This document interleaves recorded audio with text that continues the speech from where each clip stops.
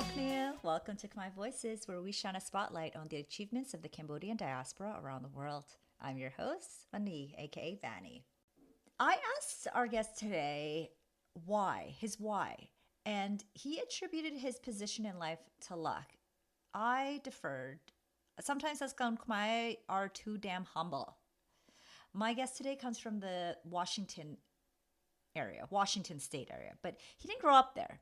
Like many of us in the diaspora, our stories start elsewhere, and our families migrated to cities for more opportunities and to be in community with other Cambodians. We are talking to Dr. Nielson Sophann Hul, a Khmer linguist specializing in phonetics, heritage language acquisition, and Southeast Asian linguistics. We covered his journey from his birth when his parents fled Cambodia to becoming a linguistics university professor. His research focuses on the phonetic and phonological systems of Khmer, with particular attention to implosive consonants, voice quality, and sociophonetic variation in diasporic communities. Before academia, Nielsen spent a significant amount of time as a combat medic in the United States Army. We obviously talked about how that has shaped him. And he's taught Khmer and English at several institutions, including Cornell University, the University of Wisconsin-Madison, and Long Beach City College. His journey also includes time in Oxnard, California, and he's got a crazy story about sleeping on the apartment floor there. You don't want to miss that. And if you're wondering where Oxnard is, it's about an hour and a half drive from LA. Nielsen's got an interesting story about his name too. Listen on to find out. Plus, you'll discover, was it just luck that he ended up in a career as a professor of linguistics? You probably know my answer. Enjoy getting to know Dr. Nielson Sophann Hul. Let's talk about what you do. I always like to start with your history, your backstory, your origin story. Where were you born? How I did you was get to where you are now? I was born in, I believe, Adamianche. According to my mom, I was born in Adamianche, Cambodia, and we were in flight from the Khmer at the time. So I was um, born while they were my mother and father were in flight to the Whoa. Thai Like border. Yeah, like in an airplane? no, on foot. So and then yeah, I wasn't born in a hospital. I think they found like a hut or something, or and I was born there, and If you don't yeah, mind me asking, what year was this? 75. So Whoa. they don't know exactly what day I was born. Hmm. So um, they made my birthday right in the middle of the month. That's a So common story for yeah, us diaspora, right? yeah. So and then we came to the United States, got sponsored by a Mormon family. I didn't speak any English at all When did you until arrive in the States? I think like a year later, a year after I was born, about a year old, 1 to 2 years old. I'm not really sure. My mom doesn't like to talk about it.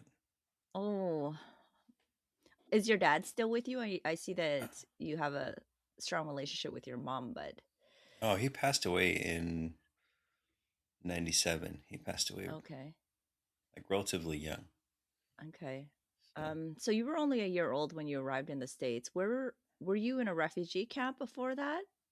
yes, Okay. I think we were in Kalitang. I'm not really sure. Mm-hmm. Mm-hmm. Okay. Okay, so where did you land in the US? Iowa, Des Moines. Yeah. Whoa! okay, you're gonna have to fill in the blanks from how you ended up in Washington from Iowa. So so my dad, we ended up in Iowa. My dad was like a high-ranking military official in Cambodia.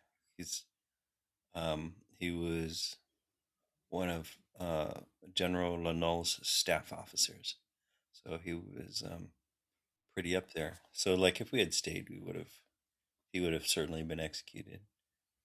Hmm. And he told people that, hey, they're going to come into Phnom Penh. They were already engaged in a lot of fighting against the Khmer Rouge, the Khmer Kaham, and he told people like we're going to lose because the Americans are pulling out, and when the Americans Mm. pull out, it's not going to be hard for them to come in because he understood at this point he was a logistics officer and he understood what was going to happen. You know, an army runs on money. You know, and so he saw what was in the stars and he like left early before the Khmer Rouge got in there. And then I was born on the way out. Mm. And then we got sponsored early because I was an infant. And then, Hmm. we were a family with an infant. And we ended up in Iowa. And they were like super religious Mormons. And they didn't have a Hmm. TV or anything, which is why I didn't get exposed to any English except for from them. Them. Hmm. Yeah. And then they made him go to church with them. And my dad's like a really devout Buddhist. So he was just kind of sitting there, like, what is this? And uh, if you're not Mormon, you're not allowed into the interior. So he was Uh-huh. only like allowed to into like up to a certain part of the church and like Uh-huh. or the temple or whatever, and he wasn't allowed all the way in. So he was like, okay, we need to get out of here. So he moves out of there, and then we had a place in Des Moines, Iowa, and immediately my dad starts like trying to gather the remnants of our family, uh, and he manages to get um, the refugees in Des Moines, Iowa, together, and the parts of our family who were there, Mm. and then they moved to How California. many how many people were in Des Moines, Iowa at this time in I don't 1975? I don't know, probably like less than 20. Like Cambodian people? Yeah, well, So the church I don't know, sponsored all of this. probably more than that, but as far as our family was concerned, it was like less than 20, and we all stayed uh, together in one. Wow, and the church Yeah, sponsored everybody I there? believe so. Yeah. Okay.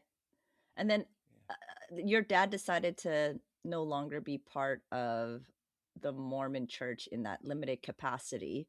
How Yeah. long was he there?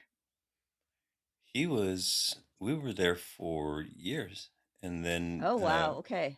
Uh, yeah, Years, and then he decided to do his own thing. yeah. I mean, like we go from Cambodia, and then in Iowa, there's like back in the day there were like 9 foot snow drifts.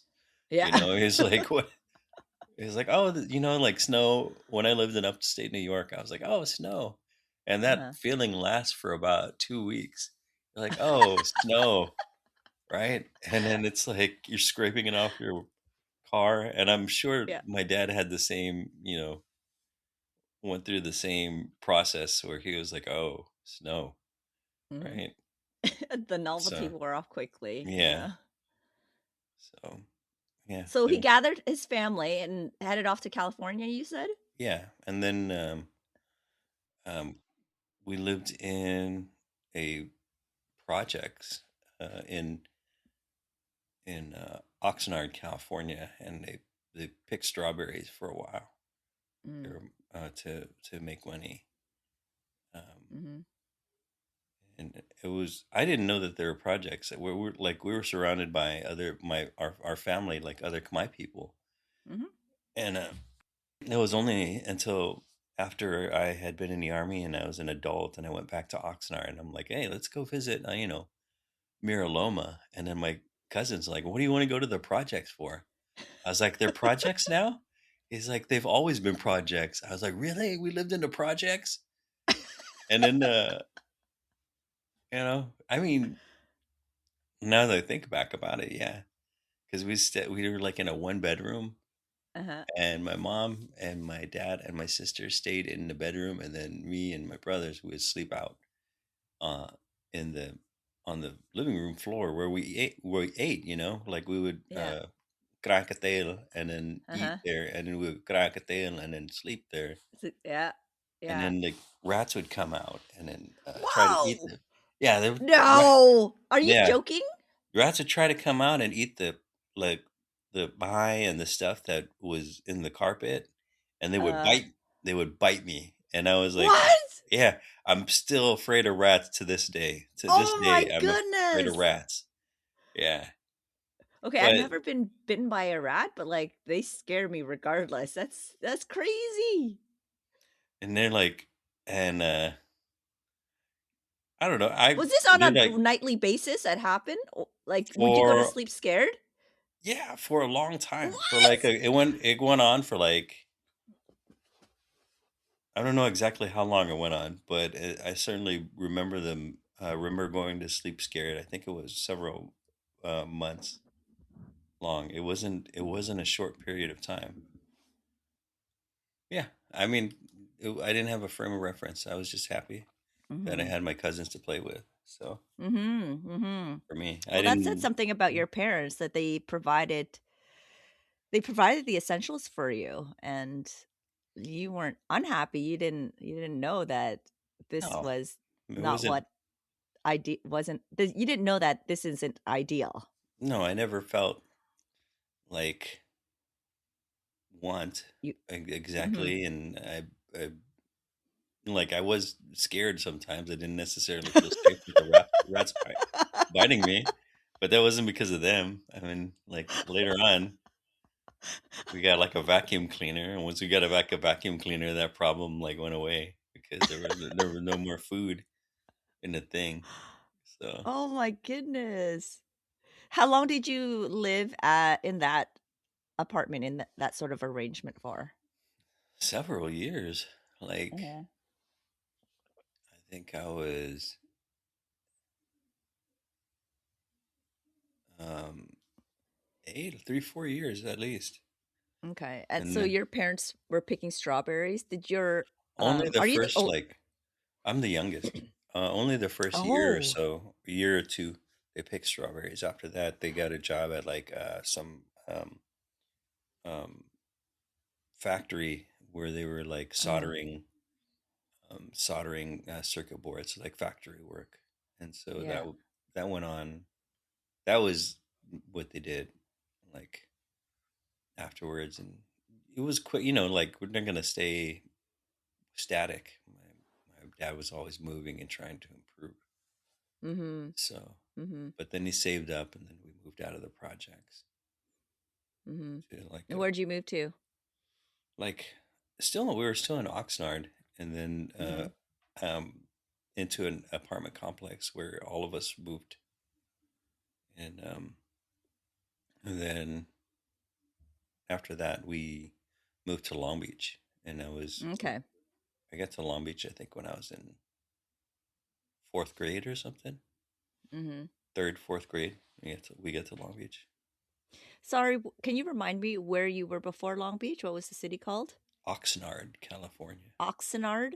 Yeah, And the you mentioned yeah, go on. strawberry capital of the world. Okay. Yeah. So, were you around a lot of Cambodian people then?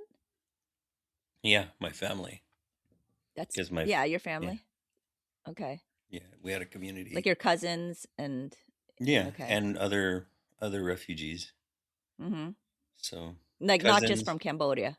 Yeah, when I say cousins, I'm talking about people who are like immediate, like or what the Like first Americans cousins? would consider them family friends, Oh, I but see. to me Okay. that they were family. Mm-hmm. You Mm-hmm. don't know when you're a kid. Everybody's like bong or own, Yeah. right? Yeah. We don't Yeah. have a And Maine Poo, yeah. yeah, Everyone's family. yeah, Okay. So you're in Long Beach and then you joined this bigger community of Cambodians. yeah. I joined the bigger community of Cambodians, and it was immediately problematic because we were in a unlike like Oxnard, which is relatively safe. Long Beach was inherently unsafe because this is in the late '80s and early '90s, and there was a Mm-hmm. lot of violence. In fact, the most violent year in the history of LA County is 1992. Mm-hmm. So, well, which is the year of the Rodney King riots. But yeah, Mm-hmm. uh, I grew up in Long Beach on 10th Street, which is around the center of all that violence on the east side of Long Beach. Whoa. So yeah, I almost got shot. Uh, What? yeah, but like the first time I almost got shot, right? I used to go borrow books from Mark Twain Library during the summer because Uh, my parents at this point they owned a store called Neighborhood Market. So I was walking from Neighborhood Market um, to Mark Twain Library, right? And then I had a grocery bag full of books because I like to read, and I would borrow a lot of books at the same time. And so I had it in my arms. And I was just walking. I don't know. I was like 10 and 11, 12, something like that. And I was walking uh, towards Anaheim Street, across the street, to go to the library. And then a car comes around the corner. And they said, I remember the guy said, "Fuck Chino." I like looked at his face, bald headed Mexican guy. "Fuck uh. Chinos. This is East Longo." And then they shot, pop, pop, pop, pop. And then like I was standing halfway, like the car was like covering the bottom half of my body, Uh-huh. and I just remember like brick raining down into my hair and into my into um, the bag of books that I had, Like and chunks of brick? yeah, chunks of brick. And I didn't know what to do. All I did was like cringe a little bit. I didn't even jump on the ground or do anything because it went by so quick. And then I was like, and then they took off, peeled out, took off, and I was like, "Am I bleeding?" I was like, "Am I hit?" I was like, "I don't know, I'm not hit." I was like, So okay, you were just a random target? yeah, and then Like, yeah, was it in do you think that they tried to actually kill you or just scare you? I don't know. It was Oh, they whether or not they were trying to scare me, they succeeded. I don't know if they were trying to kill me. They weren't that that's far insane. You away. were only a kid too, Yeah, carrying books. yeah. Uh, but like everybody was a target back then. If you were Khmer, if you look at the history of Long Beach, there was a lot of violence in the period because Khmer refugees moved into areas that were previously uh, designated for like black and Latinos, and there was a lot of clash between Mhm. those groups, and there was a lot of solidarity between blacks and Asians at the time, and so blacks and Latinos were historically at odds, and then when the Khmer people came in there, it kind of upset the balance.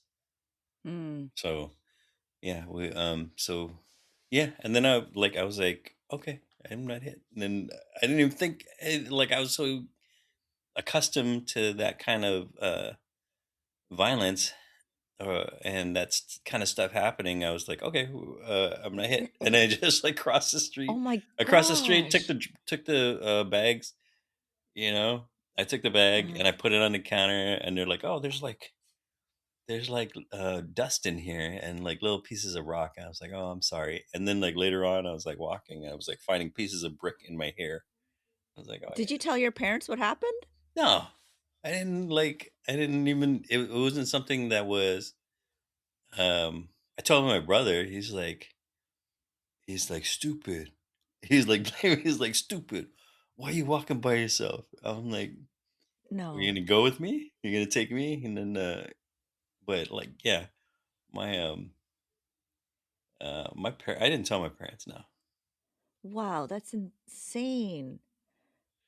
it was Like I a. knew of the violence, but just hearing like a first-hand account of That's not like what happened. that's one time. Another time, like, me and my brother and I were inside of the house, and then we heard the alarm on his car go off, and then me and him walked down the driveway, Mm, and then we heard gunshots, small arms fire, boop boop. What I know now is small arms fire, boop boop boop boop, and then you can hear them going past you. You know, when they go past you, you could hear it going past you. We were both like dropped on our stomachs on the driveway.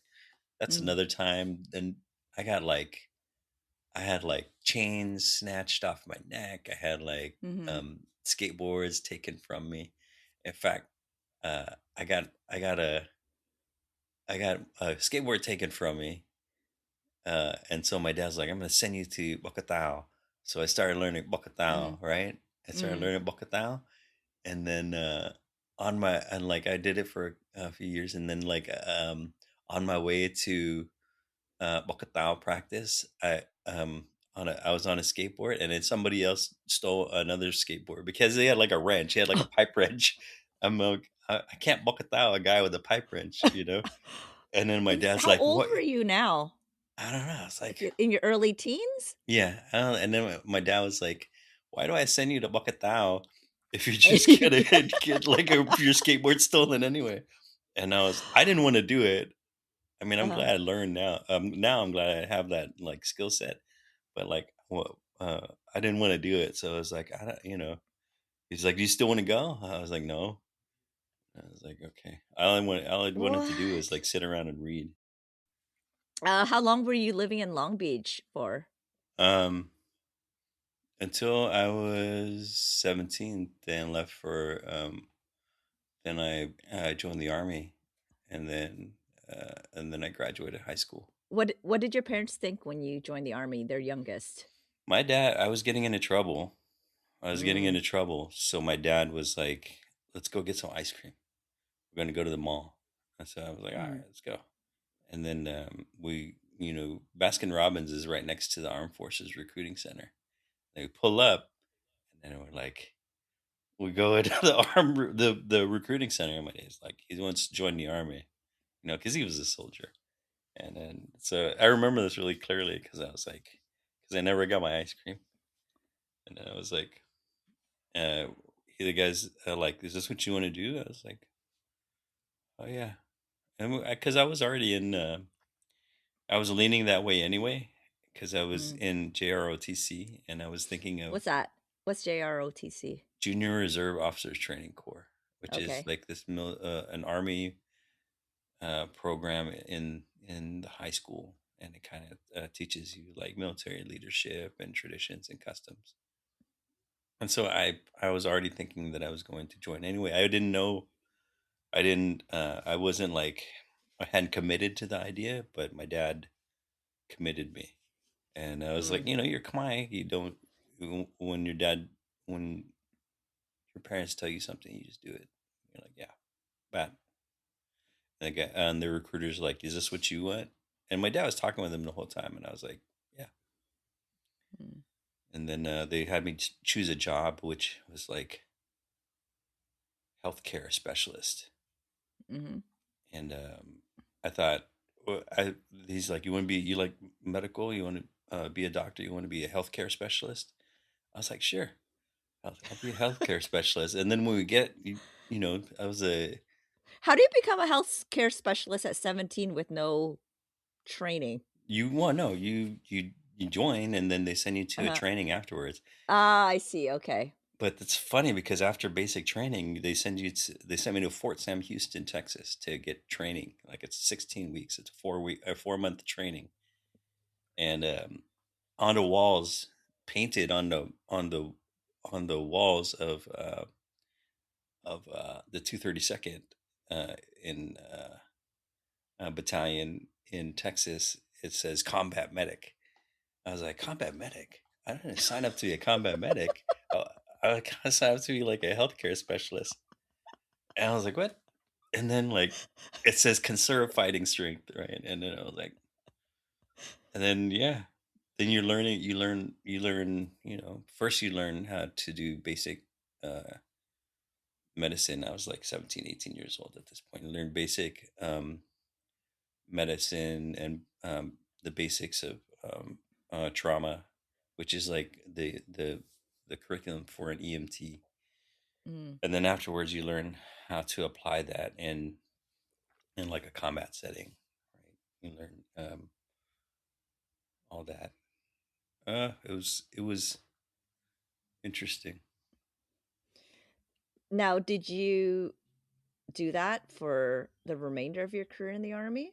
Yep, I Okay. How didn't long were you in the army for? Because in your bio it says for a good part of your life.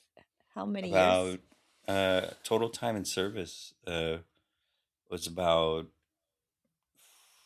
14 years and some months, I think. Oh wow. Total time in service, um, because I was in and out, in and out. So Hmm. And you went to combat a yeah, few times. yeah, Were your parents like? Did they have any reservations with you going to combat? I guess you have no choice if you're in the army. yeah. I didn't have any choice. What Yeah. were their? What were their? Like, how were they feeling? My mom didn't even know. My mom didn't What? even, yeah. Like I was at this point, like I was just floating around in doing at the will of the army. And then she didn't really. It's not like now where we're in this age of like we know where everybody is all the time. I just Mm. this is in the age of like letter Mm-hmm. writing, and then my mom and phone calls, like, but not to cell Expensive long phone. distance phone calls. Yeah. Yeah. So my mom didn't really know the first, at least for the first time that I went, and then yeah, she didn't know. My dad had already passed away. My dad passed away. I was like still a really young soldier. Now that I think about it, like 1997, I was like what's 22. It was during an era of peace, you know. So he didn't. This is before 9/11. So he Uh, passed away, and then never really saw did you that. get did you get to go to his funeral while you were in I did. service? It was, Okay. yeah. They give me a compassionate reassignment. Mm-hmm. Then I was allowed to, um, be with him during his last days. He passed away because he smoked, and he got lung cancer and bladder cancer. And I would Mm. like hang out with him, um, and talk. I got the opportunity to hang out with him and talk to him a lot before he passed away, which I'm really thankful for. The army, it was um, very accommodating Mm. as far You as lead that's a concerned. very you lead a very healthy lifestyle. Was your dad's like smoking a factor in you choosing to lead this sort of life? No, I smoked too. No. Oh, I smoked for okay. like 17 years. I quit smoking when my son was born. My oldest son. He's Mm. 18. He's 18 now, and I quit smoking 18 years ago. But I had smoked since I was a teenager, Hmm. and then I quit like, well, I guess it's been 18 years. So was your son born while you were still in service? Yeah, he remembers Okay. me deploying. He's like Wow. he's like I feel anxiety when I see you, Oh, when I talk to you on FaceTime now, because I would like when I was deployed, I would like talk to him and stuff on at the time it was Skype. So yeah. he's like, yeah, So the 2000s. yeah. the later, Okay. yeah, the later deployments. Yeah. Yeah. Okay, so you're in the army for 14 years. Mhm. What happened after? Were you taking After, classes after, or well, were you taking them during? a lot of them, a lot of the time I was reserve. Some of the time, uh, a big chunk of the time I was active, and then I Mm, was out, and then part of the time I got completely out because I would get disillusioned, and then part of the time I was reserve. So I did like my undergrad education when I was either out or in the reserves, and then I started at a junior college because I needed a job. So I was mhm, like, I got out and I needed a job. I was like, I think this was like 2004 after I had gotten out. And then I can't remember. And then I was like, I'm going to go apply. Back in the day, it was like, there wasn't like online listings. At least there were both online listings and newspapers. And I saw this in a newspaper. And then I'm like, I'm going to go be a custodian at Long Beach City College. And then I'm talking to the mm. guy for an interview, and he's like, uh, you know, you can make more money if you just take classes. Take classes and then use your GI Bill. And I was like, really? Huh? How does that work? As a custodian, you make more money if you take classes? Yeah, it was like $7 an hour or something like that to be working.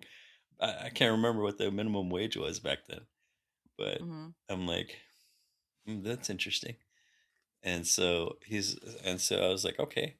So I like went in and then saw a counselor. A counselor was like, you need to take this, this, and this to get Mm. a to be ready to transfer to a 4-year university. And I was Okay. like, huh? Sorry, I'm not really familiar with how this all works. So, because you were in the military would pay for your education, Right? and if you took post-secondary education, you would get paid more as a custodian. No, you get paid more as um by for taking classes than you would get for minimum wage. Oh, wow. So you didn't even work as a custodian. No, You I just was like, ended up taking classes yeah. instead. So yeah, You got paid to take classes. Okay, got it. and so like it worked. The GI Bill worked. I was like, okay. Uh-huh. And I really had no intention of going to college. I never thought it was for me, and Oh, wow. And now you are a right, university professor with a yeah, I PhD. guess so. Yeah, That's insane. Okay, we're gonna have to color in the pages there, and yeah, let me know it what happened after. like the general theme of my life has just been like sort of falling into things. Like Forrest Gump. I'm kind of like Mhm. Forrest Gump. Like the feather at the beginning of Forrest Gump is like a metaphor for his life because he gets battered around by winds, and he has some skills, and he does work hard, but the vast majority of his success can be attributed to luck, and that's what I attribute my success to is luck. So uh, I I went to um, junior college, and then I did well because I was disciplined. I was still in like, even though I was tired of the army, I still had that conditioning, and they're like, Mm. be there You were at in your you early know 30s at this time, right? I was like in my late 20s, Late late 20s, 20s, early okay. 30s, yeah. And then they're like, if they say be somewhere, I was like, I would be there 15 minutes early. I was Mhm. always early to class. I was in class every day, and those like attendance and just being there, and then like communicating with the leadership or communicating with my professors was just like ingrained in me. So I succeeded. I did really well in um, junior college, and then it came time to transfer, and I was going to transfer to a couple of Cal States, and then my counselor again, she was like, "Why do you,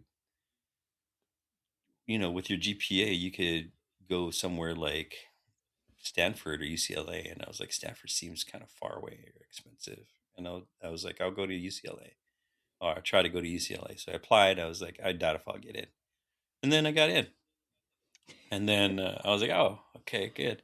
And so I go there, and same thing applies. Like, you just discipline, uh, and then not giving up, and Hmm. all these things that transferred from the army that I at the time was, you know, disillusioned with, but all these qualities of being a soldier helped me succeed in academia. There's a lot of parallel between the academy and the military that some academics don't find comfortable. But having been in both, I see a lot of parallels. There's a lot of connection. Anyway, so I went to UCLA and then I graduated from UCLA. And then with a And why did you decide to major in English literature?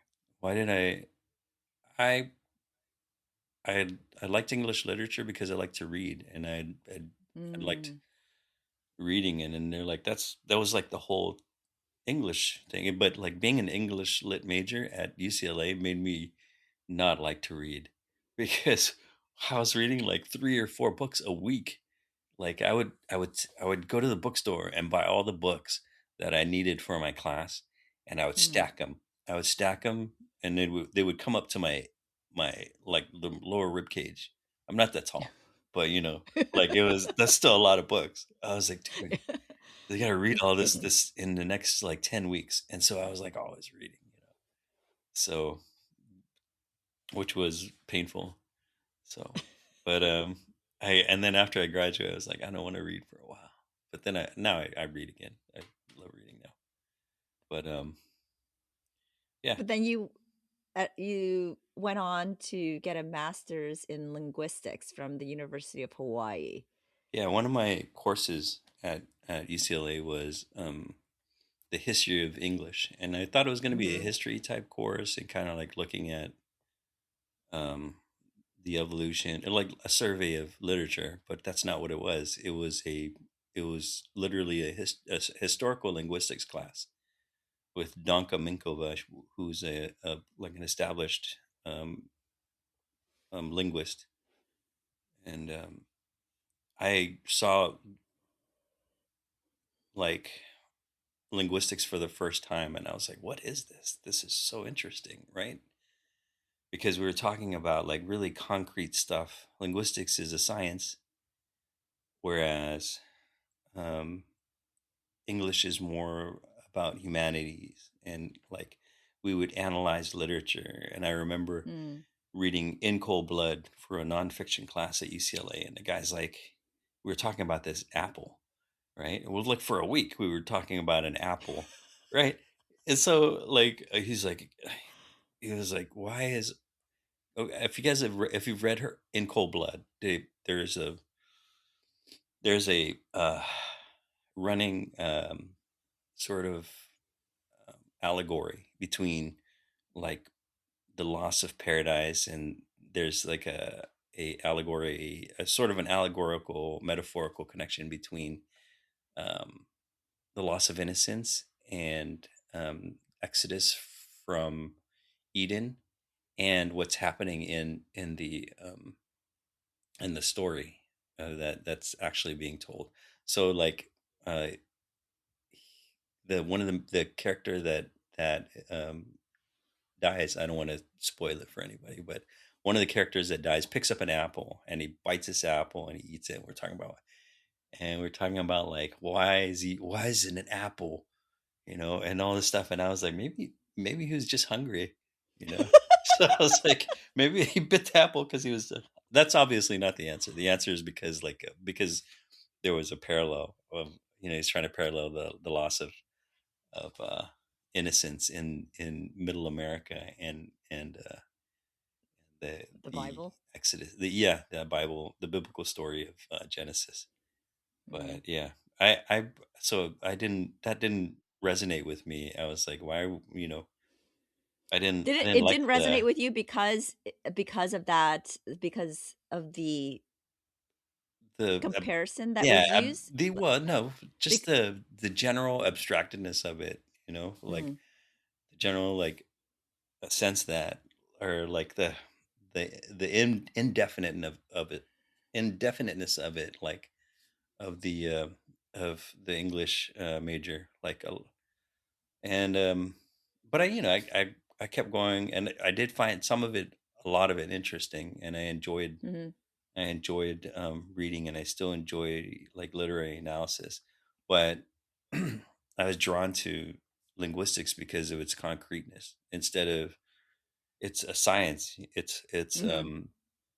you know, in some parts, especially like where in my field in acoustic phonetics, it's a hard science, you know, where we're looking Mm. at the quantitative, um, where we're looking at quantitative and empirical data, and that's what that became much more interesting and fascinating to me than wondering why characters are eating apples. Apples. I mean, like, because you could sum it up really, like, yeah, there's a it's it's meant to, anytime you see an apple, it's like Christian symbolism. It's the Yeah. Eden story. So then So we could have moved on after that, and but we if you didn't. didn't have any background in like the Christian religion, which it's hard to not be in this day and age, you wouldn't really understand that conversation then No, that you had for a week. but we all have it. We all, like, any, like, in the diaspora, there's a vein of like Christian symbolism that runs through American culture, and we all have an inherent knowledge of it. Just look at something as popular as Superman, the Superman character. If you go back through and look at all the Superman movies that have ever been made, there's a point in time where the Superman um, is shown in the crucifix position with his arms outspread, and Mm-hmm. and and he's always been set up as a Christ figure. And now that I told you that, you're gonna have to go back and watch them all, because uh, he, Superman is intended as a Savior. symbol, yeah, a savior, a symbol of Jesus Christ. And so Mm. that's just an example of how like Christian symbolism makes its way into like popular American culture. Yeah, yeah, and how everything that we see is through a Western lens, and we Yeah, don't yeah, even realize it. It's all yeah, very subconscious. yeah. I don't think it's I don't find anything insidious about it, or that it's like, I don't think anything is wrong with it at all. But it is what it is. It exists, in American culture, and the parts of us that are American are attuned to it and are aware of it. Mm. Well, it's just dominant and it's everywhere. Whereas, like, uh, we don't really, I don't really understand anything from our culture. I was talking to a young person at the Khmer Diaspora conference, and she really appreciated the fact that her stepfather stepped up and started explaining our customs and traditions, like the meaning behind them. Because she used to ask her mom, and her mom would say, I don't know, just do what I tell you to do. She didn't really know why certain things were done. But yeah, she said that she really appreciates that her stepfather is explaining all of this to her because she feels a deeper sense of connection that way. Yeah, But yeah, we don't, I don't, that's something that seems so small, but um we don't realize that it actually really does impact our sense of identity. I mean, there are many people in Trokmai who practice things and don't know the impetus behind them either. Yeah, It, yeah. it's the meaning behind a lot of traditions. even Western traditions is lost to time. You know, Mm-hmm. like why, you know, why do we why do we send out candies and hearts on Valentine's Day? Mm-hmm. I don't Yeah, I know. don't know I that. don't know either, right? But that's just something like that's like lost to time, and probably Yeah. the real answer is like it's. I think it's a some kind of something created by. I don't know, I've heard the rumors that it's something created in order to sell candy. I'm like, okay, that's interesting. You know, that's a plausible like Yeah, I've explanation. never looked into that. It's Yeah, just sort of something that you do. right. So same thing with Khmer traditions. Um, why do we pray to the different directions, right? Why do we pray to the in Khmer culture when you bless a house? Why do you bless the east, the west, the north, the south, right? Before and why do we have a Jumning Ptia, right? Why do we pray to a an entity that takes care of the home? What is a Jumning Ptia, and is it a a Buddhist belief? Is it syncretic, right? Like have Mm-hmm. has Buddhism has the particular kind of Buddhism that we have in Cambodia has that practice been brought into Buddhism in Khmer, or is it an older tradition? Like some, Mm-hmm. Mm-hmm. there's different ideas. There's like some people think that those practices are Buddhist in nature, and there's other people who indicate that it's probably from a religion that predated Buddhism, but is Yeah. in Cambodia. Animists. Yeah. Yeah. So It's interesting how everything is adopted and sort of um, merges together, and you don't really can't differentiate where the origin is. But yeah, let's factors. let's talk about what's that? Yeah. The culture that was in place in Southeast Asia, in mainland Southeast Asia before the arrival of Hindu and Buddhism was um, matriarchal, and we talked about Mm-hmm. that a little bit. I think during the conference, but um, there's remnants of it in our culture and our language. Like we revere in Khmer culture, we revere the figure of the mother, and we revere or we use the word may in Khmer individually is a means leader may, right, but it also means like if we're applying it to livestock, it means female, right? Like Mm-hmm. Mako is the mother cow. Anyway, I'm sorry. Mm. Yeah, no, I mean that's a part of your work as well, right? Like, Yeah. let's get to your your doctorate degree. So, it is in linguistics still. So, how did you start specializing in the Khmer linguistic? Um, and when uh, I finished my um, I finished my master's in linguistics, and then I deployed Mm, again. I deployed, and then I came back from deployment, and then I was like, I need a job. And at the time, I was working two jobs. Actually, during grad school for my master's, I was working two jobs and going to grad school. I would um, I would work as a substance abuse counselor. I was at I would start at midnight, and then I would work until 8 o'clock in the morning, and then I would go from that job to school, and then I would take classes until about 12 or 1, and then um, this is on a weekday. And then I would go home and then sleep and then start over again. So that was a full time job. And then on the weekends, uh, I would teach. I would teach uh, English in Waikiki for um, for like Brazilian and Korean and Japanese students. Hmm. And um, When did you sleep?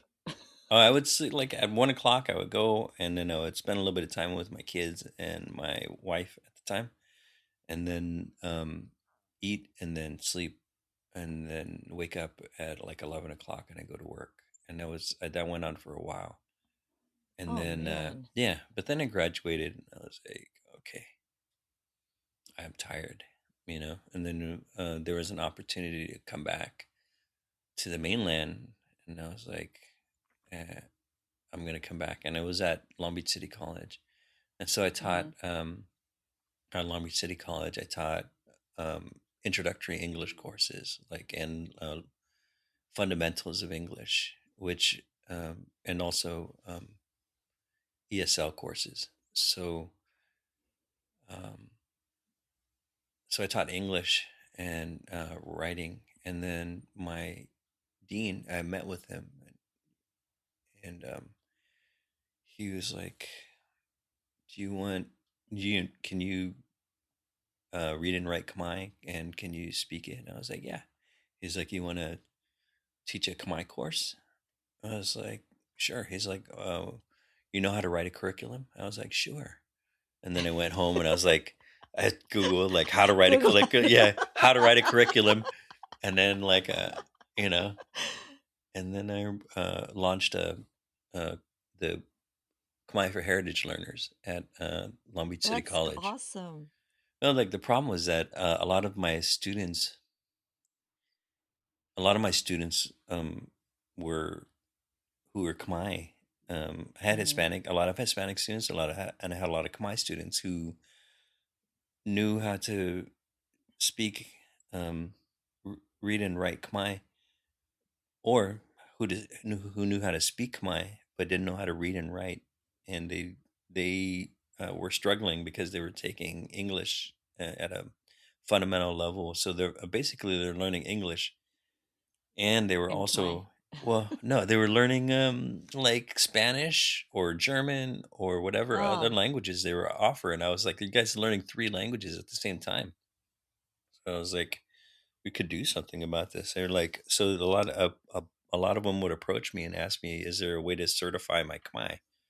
And Mm. that's what prompted the meeting with the um the dean. I went to him, and we talked about this. We put together and launched this course, so that they could take the course, and it would allow them to transfer to Mm.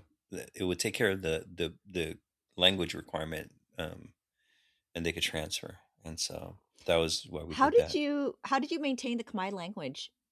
How did I Because you came maintain at it? a very young. Oh Yeah. man, I was like, and my brothers and sisters and I were not allowed to speak English uh, outside of or inside the home. House. Yeah, Okay. I would like if we said something like "okay," we would like get Mm. whacked, like you get like a flying shoe, like Uh-huh.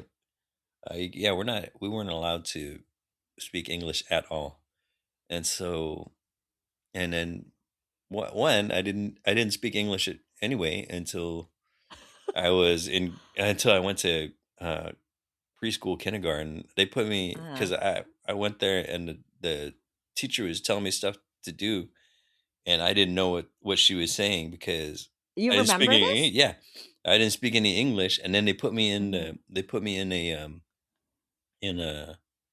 the ESL class. They had to Uh-huh. take me out, put me in the ESL class with a lot of the Hispanic students, and um, yeah, I didn't speak English up until I was like 5, and then after that we maintained it because we had that rule, Mm-hmm. and then Who yeah, taught you to read and write Khmer? the monks at the Wat Willow at the Mm-hmm. I my first um my first instruction was at Wat Willow. My father was on the board of directors for Wat Willow in Long Beach, and then Mm. I would go with him during the summer because he didn't want me to just sit around, and so I would go there, and then they would uh, they were teaching other kids, so I got instructed. And I didn't want it like Bokatao. I didn't want to learn it. I wanted to just sit around, like I just who want like who wants to do that when they're like 10 years old and spend their summers at the temple learning Khmer, and then but I'm thankful now. And Mm-hmm. then later on, like um, I still like you know I wasn't like I could read and write. I didn't, but I wasn't sight reading, and then it wasn't until I got to What do you college mean that by I was. sight reading? Sight reading is what we do in English when we look at words as chunks. Like if you look at a Khmer Mm. text, it takes it takes a while before you are able to sight read, right? Like there's a we don't read English like uh, we sight read English. All of us adults I know sight what you read mean. English, Yeah, right? like you can We like mix see, up the letters in the right. middle, and you still can understand. Right. So I sight read. I didn't sight read until I was much older when I went to um, UH, and was forced to read by Netkaruchani, and then and then um, I was introduced to a lot of like works of literature, and then my my Khmer proficiency exploded, you know. Wow. And when after I met her, at first like I was able to read, but then but uh, when I was in college, I was introduced to all the most important works of Khmer literature, to the oral tradition, to poems and stuff like that. For people who want to get to the level that you're at and not have to do a master's, how many hours did you dedicate to that when you finally realized, like, whoa, I can sight read? It happens. It happens automatically. It's a developmental stage. You have to spend at least 10-20 minutes a day. Mm-hmm. Like it's not a matter of it's not something that you can hammer out like all in one sitting. It's a matter of access, frequency of access, right? Frequency, yeah. Yeah. So like I usually suggest to people that they get something on their social media feed that introduces them to like maybe a sentence level text, or maybe a word level text, like a day. So those are readily available if you're on like Facebook or Instagram, and then you subscribe to a Facebook group that communicates only in Khmer, and then you could just Mm. read as much as you feel comfortable in that moment. And if you start to feel frustrated, then just move on. And then through that experience, you'll develop the ability to sight read as long as you continue to keep doing it and not give up. Mm-hmm. So, but people Mm-hmm. get frustrated because they can't communicate in Khmer on the same level that they can in English, and of course not. You think about how Yeah. long, it's like how how long does it take? Um, how long has it taken for you to be able to communicate in Khmer at the same Mm-hmm. level or at the level that you are communicating? Years, right? And it's the same thing. It takes time, and it's Yeah. constrained by by biology and then human development. Yeah, it's kind of like exercising too. Like Yeah, if you're trying to lose weight, like it took you so long to put on that weight. You can't expect, in a day or two to lose 50 pounds when it took you years to put on those 50 pounds. yeah. That actually reminds me of a conversation I had with another guest. I haven't published this episode yet. I just talked to him yesterday. He developed an app called Rien Khmer, Huh?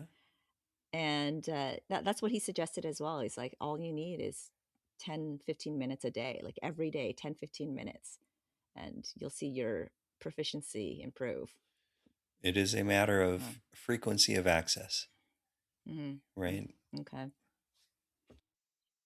Okay, so yeah, PhD in linguistics from Cornell Yeah. University. Whoa.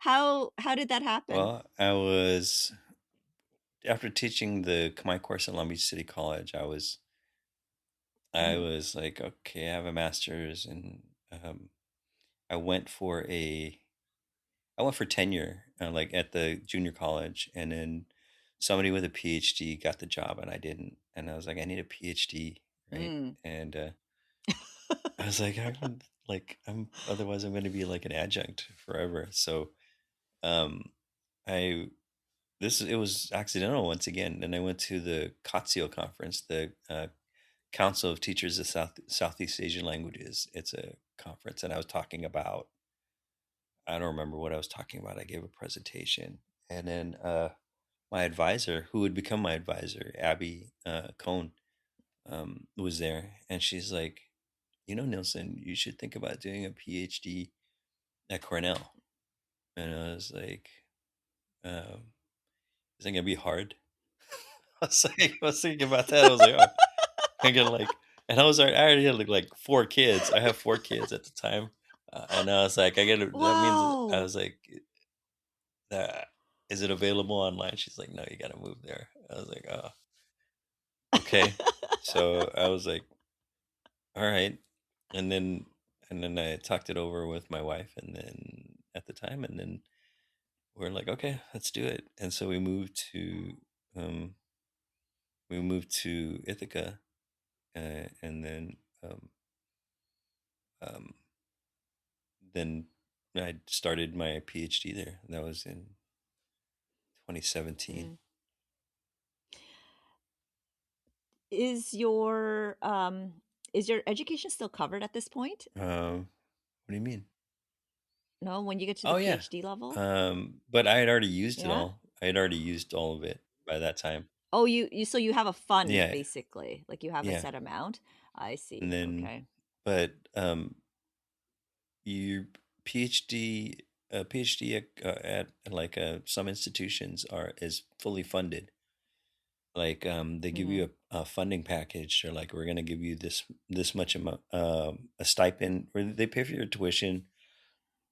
And they pay for your tuition, and then they give you a stipend like a every month, so that you Mhm. can focus on your research and your studies.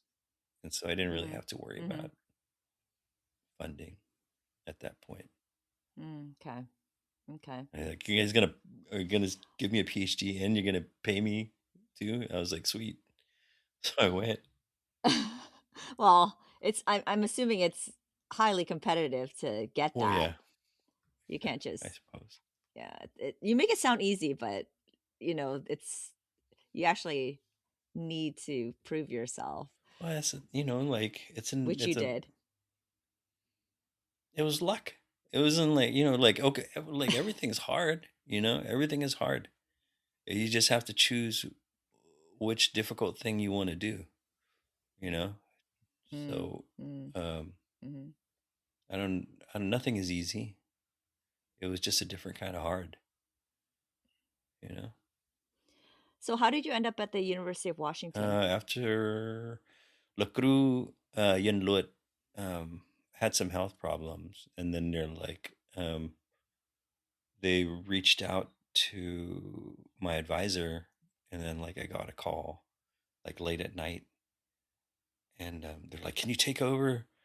Can you teach Khmer?" Because I had already been teaching Khmer in various places. I taught at Madison for SEASI. I was the coordinator for the Khmer program at SEASI in UW Madison. I taught like at Cornell and taught at students at Yale and Columbia through the shared course initiative at Cornell.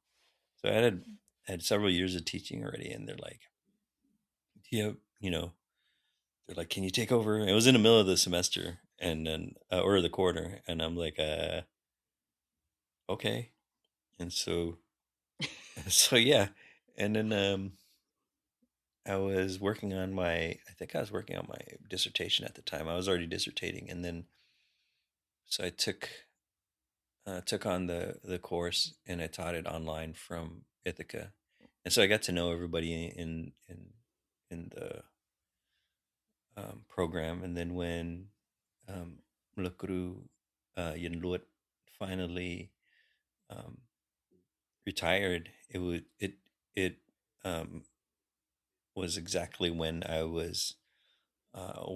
had defended my dissertation and graduated, and then um, he vacated the position, and I was able to step in.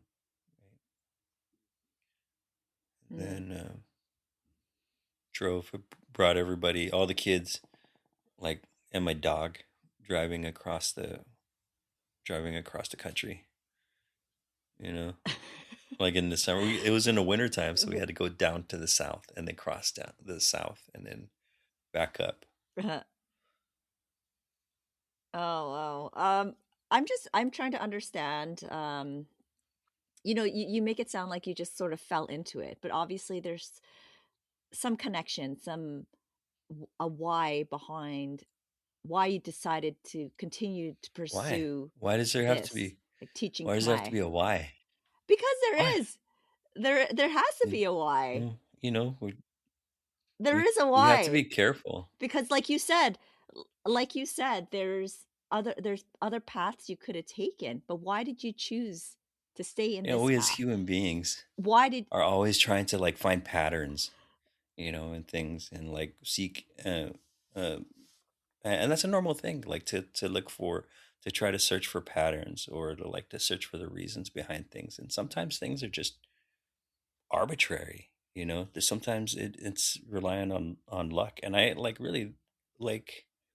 Whether you think of the Khmer conception of luck, right? The Khmer conception of luck is not the same as the Western conception of luck.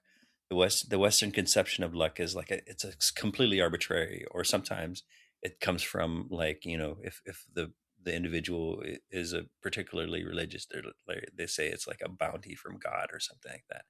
But Khmer, we believe in Bon, and Kam, and destiny, Bisna, and like these things all are resultant from good deeds that we've done either in our past, or in our this life, or in the past life. So um maybe if there's a reason, it was just because that I was supposed to. I don't know. Why did I stay in language? Because I feel like um it's an important um thing for a person who has been displaced to know, to connect them uh, to their roots, right? Mhm. So why did you go to the Khmer Diaspora Conference? Uh, Vichet, Vichet, he came to talk at UW, and he's like, hey, Uh-huh. a couple weeks I'm going to go to the Khmer Diaspora Conference. I was like, really? Are they still taking stuff? I want to go and talk to them, because I need to collect some data from Lowell, and I don't know anybody there. He's like, yeah. And so, like, Mm. I I asked Dr. Sue, Christine. I was like, hey, are Mm. you guys still taking abstract? She's like, yeah, luckily we are. And I was like, oh, sweet. And here's my abstract. And then I Mm. got in, and she's like, um, the linguistics panel is full, so you're gonna go into voices panel. I was like, okay. And then I met you through a group email. Yeah.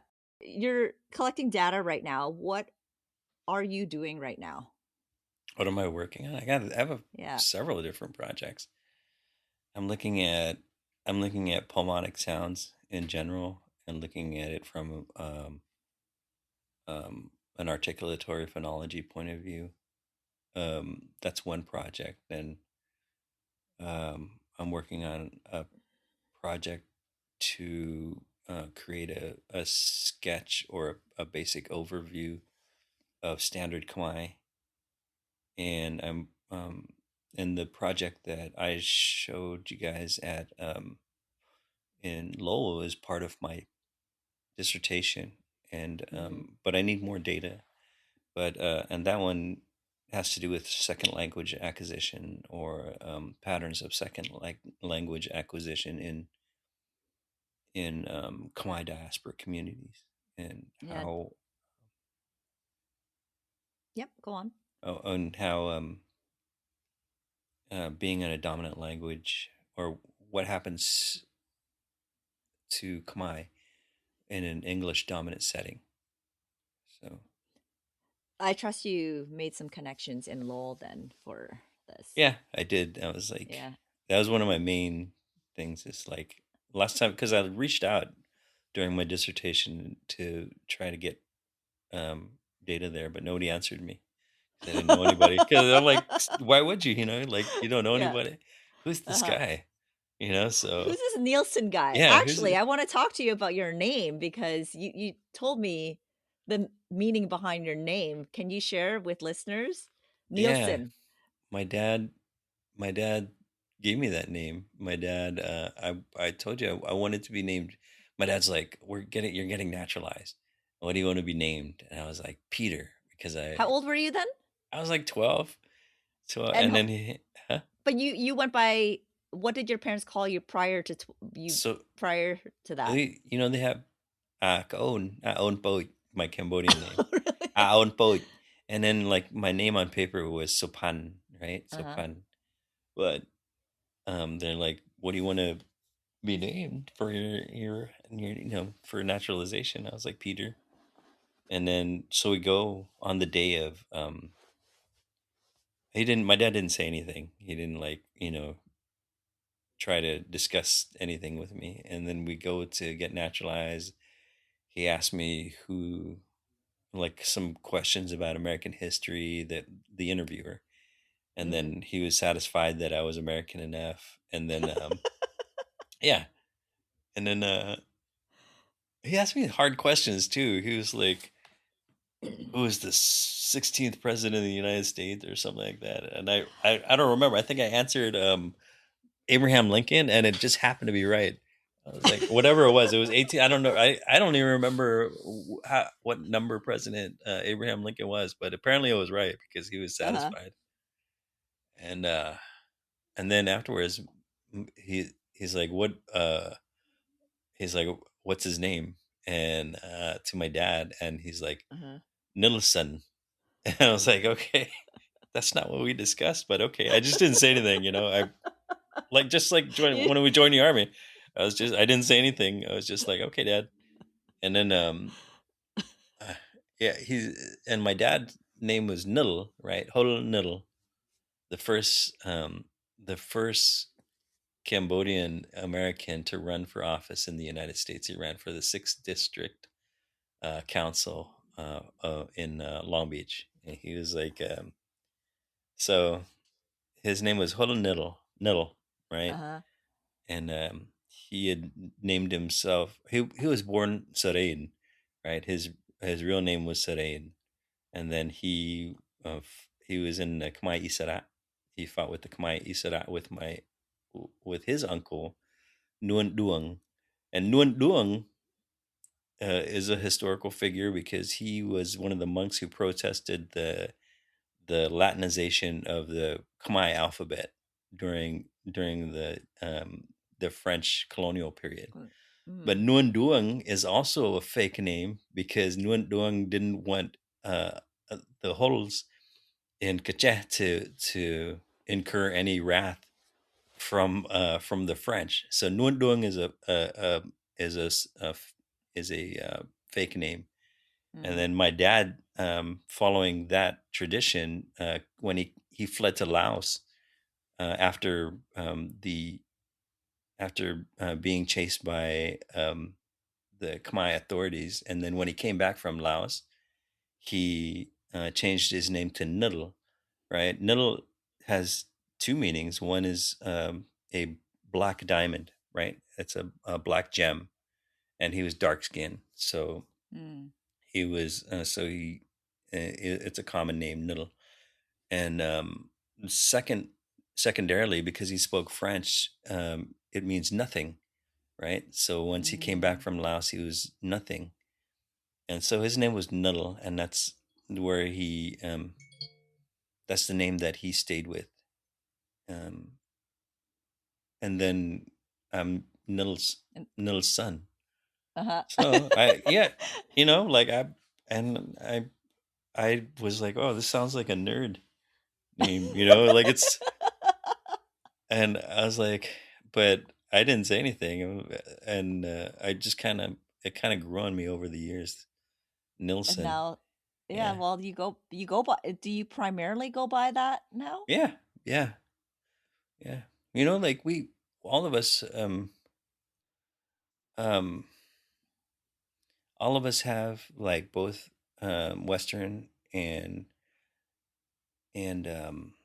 Khmer sensibilities, and sometimes they clash, and sometimes they accord, and in some cases they meld together. And I think like Nilsson is an example of that, where you have like Khmer and Western um, parts that are granular, like that, so granular that they kind of meld together into something new. So we think of like what parts of us are Khmer, or what parts of us are American or Western, Mm-hmm. and it's not like my index finger is Khmer and my middle finger is American. It's There's a much more um, fine grained um, relationship between the two things. They are like paint, and if you take blue and red and you mix them together, you don't get parts that are blue and parts that are red. What happens is you get purple, Mm-hmm. and that's what we all are. We're something new and different. Like all of us, Mm-hmm. um, diasporic Khmer are something new and different, and that's why we can't fit into perfectly into either setting. When you go to Khmer, so Khmer, they call you Khmer Nikachun, because you don't Mm-hmm. you know our Western sensibilities prevent us from completely assimilating to that environment. And Mm-hmm. at this with the same token, um, our Khmer sensibilities prevent us from completely assimilating into Western culture. And you Mm-hmm. can look at it as something sad, but I don't. I think that we all really just belong to one another. As No, I don't look at it as anything sad at all, actually. I kind of Yeah, look at it like we're a third culture. yeah, yeah. Like That's we're it. Khmer, we're Uh American, or in my case, Canadian. huh. Uh-huh. You're not like less one culture than the other. You're just No. you're a melting pot of these Yeah. two cultures. So you've almost become like a third culture.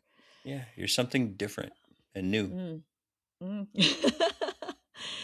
Okay, so you are working on several projects right now, which we touched on. What do you hope to happen with your work in the next 2 to 5 years? In the next 2 to 5 years, I Yeah, want to continue to maybe some teach. books. I don't know. No. I'm publishing articles right now on my Mm-hmm. work, and my work is really quantitative. If I were going to work on a book, I would work on on a work of like a novel or a work of fiction, um, exploring my family and like the ideas behind the formation of masculinity, in both um, Khmer and Western settings, and how they work together to form a particular type of masculinity. I think that's interesting, especially because I have four sons, and ideas Mm. like the idea of, of masculinity is something that is interesting to me. If I were going to work on a book, I don't think I will anytime soon. Maybe not in the next 5 years. I'm still like early career, so I'm in the process of like publishing and getting my work out. What are your hopes for your kids as it relates to, being Khmer in America? I hope that they find like peace and a way to reconcile who they are and that they know who they are. Um, I don't necessarily feel it's necessary, or I don't think it's necessary for them to like be, the most Khmer person around, or like anything like that. Or I just want them to be able to find some middle ground between and have between who they are, or between the different elements involved between Western society and um, what comes from Western society, the facets of Western society within them, and the facets of Khmer society within them. And I want them to, you know, be at peace and not have any kind of turmoil or any kind of confusion like I did growing up, or any shame Mm. in either regard, right? So growing up, you had shame and you were confused about being like what being Khmer was. Yeah, absolutely. I came with the first wave of Khmer people, like, and even though it was stressed, in my home, like Motanapia Khmer, Khmer pride, that was stressed in the home. Even though we had that, it was still, when you went out, it was difficult to maintain that pride in the face of being um, made fun of, you know, all the time. Yeah. Mm. Mm. So, and then all, What about the we all shame? have Where did the that come shame, from? like, because um, there was a lot of there was a lot of um, crime being perpetuated uh, by Khmer people, and we were seen as like dirty and all this other stuff. So I felt like, as a kid, I felt bad. Now I'm like, screw those guys. Mm. But like when I was a kid, I certainly had to wrestle with the idea of like, am I dirty? As I don't feel dirty, but Mm. like those are all like natural things that you have to mull over in your head. I think it would be unnatural if you didn't believe it at all. Like, and you were um, You and think that that you were like, huh? with regards to Khmer pride, do you find it being celebrated more now though? I Yeah, see it. I and this, see it now. There's a lot of Khmer pride, and it's cool to be Khmer now, as opposed yeah, to feeling that shame. even towards the my adulthood, like towards Mm. my early adulthood, that was coming out. They were like Khmer Pride Mm-hmm. jackets, and unfortunately, Khmer Pride tattoos for some people. So like it was, you know, it was starting to happen back then. It's much more prevalent now because the Yeah, second generation. I have a lot of hope for them. yeah, Um, yeah, the second and third generations here are doing really well, and I'm very proud of them. yeah. So you don't have any advice to your younger self. I don't know if it's just like you, like with your dry humor, or you actually don't have advice to your younger No, self. I would like, oh, what would I tell him? What would I tell this guy? One, my younger self wouldn't listen. Dodge those bullets. No, I'm serious. Like, one, my younger self would not listen.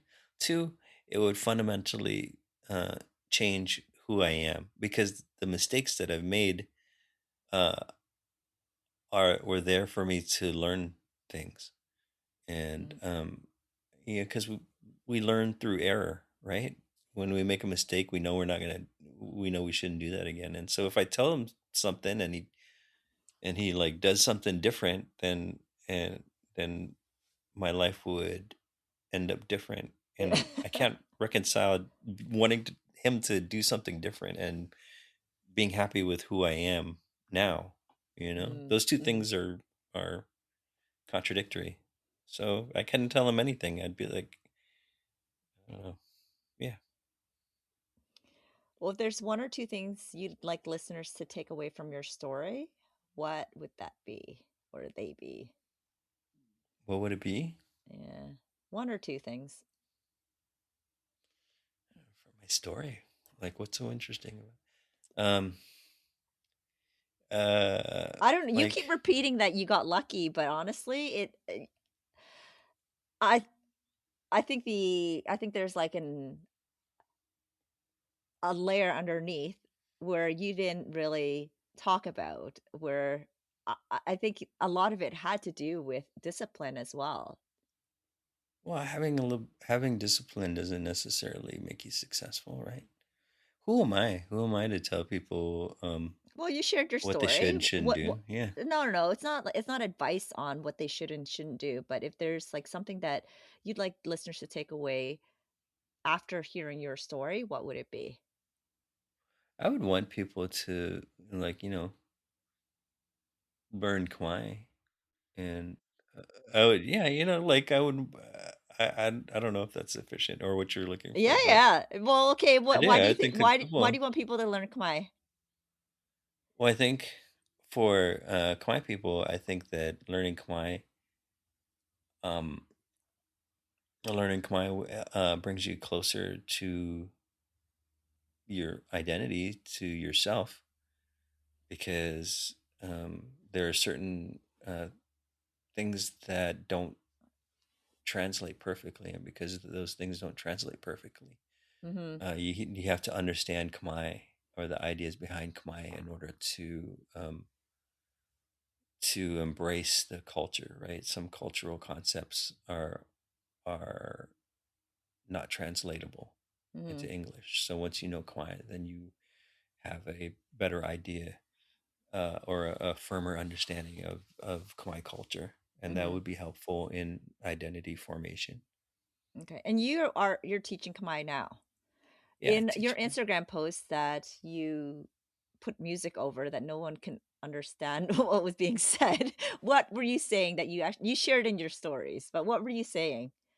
Oh, I was just saying, you know, if we have um, kids who are Khmer. This is at like a New Year's party, Uh-huh. and I was like, if you guys have kids who are Khmer and want to learn Khmer, you should send them to UW, and if they're at UW, send them to the Khmer course, Uh-huh. you know, and that was it. And everybody's like, just get out of here so we can dance. And so I was like, I just trying to make it short, because everybody wanted to dance and they wanted to drink, and I don't drink, so Uh-huh. I was like, well, I drink. I don't drink very often, but Uh-huh. like, I wasn't feeling like drinking. Certainly, wasn't feeling like drinking yesterday. So No Hennessy shots for you. no, I mean, like, there's a time and a place for that, but it's like that last night was not it. You know. So uh, yeah, I was just wanted to make it short and get off the stage. Whenever anybody asks me to speak, I'm like, why? I feel like I don't I you was had just a like a good low life scholar, like this. I'm just like, I am just here to answer questions that preoccupy me about language, in That's general. you know what? A lot of people think that their stories are not interesting, but maybe there are people out there that are like that, but every Khmer person I've met has an interesting story. I think that if we invest our time, and then try to look for the things that are interesting, anybody can have an interesting story. Are you open to people reaching out to you? Yeah, Okay. How can people find you? they can email me at nhul at uw.edu, or they Mhm. can go online and look for my bio at the Asian Languages and Literatures and the University of Washington, or they can reach out to me on Instagram. I have public my my my thing is public, so if you don't want to Okay. like Yeah, I'll put all that in follow, the show notes as well. yeah, you don't want to follow me, you just Okay. want to like lurk, you can always just like lurk on my Instagram. I don't care. I don't put anything on there that's, it's just, if you want to see pictures of like cherry trees and my kids and my mom, and like randomly like the things I might be cooking, then you can, um, then you can follow me if you want. See, it wasn't just luck. It was his resilience and discipline too that got him to where he is. Stop this humbleness, Mampon. Tell it as it is. When we just give luck the spotlight, we're downplaying all the sacrifices and consistent hard work we put into building a life of purpose. If he didn't take any action, he wouldn't have had those opportunities. Like I've said in one of my solo episodes, action breeds opportunity. Sapan's work is impacting cultural understanding and the future of Khmer language education. It's extremely important work that he's doing. Well, I hope you enjoyed getting to know Dr. Nielson Sophann Hul's work and the perspectives he offered up. If you're enjoying Khmer Voices, I hope you'll give it a 5-star rating wherever you listen to podcasts, if you haven't already. Salamat kuncharan for listening, Mampon. We'll be back in 2 weeks with season 2 finale episode.